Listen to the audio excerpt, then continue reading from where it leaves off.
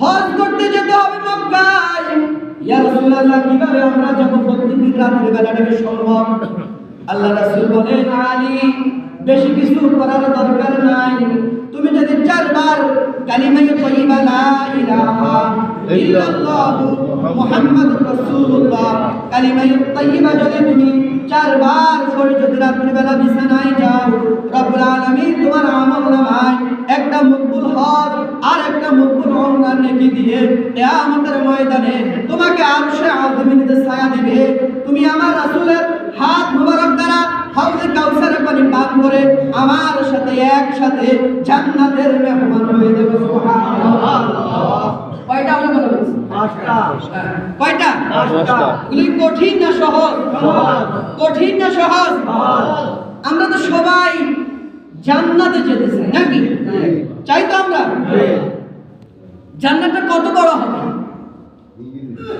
জান্নাতটা কত বড় হবে কেউ কি জানি আমরা? না। বুখারী শরীফের রিওয়ায়াতে আছে, 2টা ঘটনা বললে বুঝতে পারবেন যে জান্নাত কত বড়। মনে আছে আপনাদের এখানে? শুনতেছেন আমার কথা? হ্যাঁ।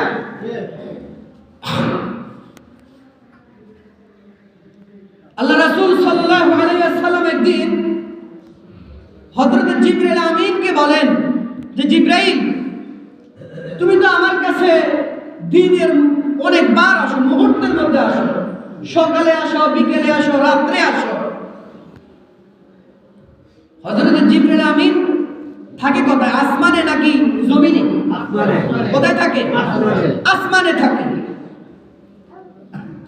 আগে আসমান, জমিন থেকে আসমান কত দূর হবে? বর্তমান বিজ্ঞানীরা বলেন জমিন থেকে আসমানের দূরত্ব হলো 9,30,00,000 মাইল উপরে। সুবহানাল্লাহ। দুনিয়া থেকে 9,30,00,000 মাইল উপরে কি প্রথম আসমান? কোন আসমান? প্রথম আসমান। অর্থাৎ 500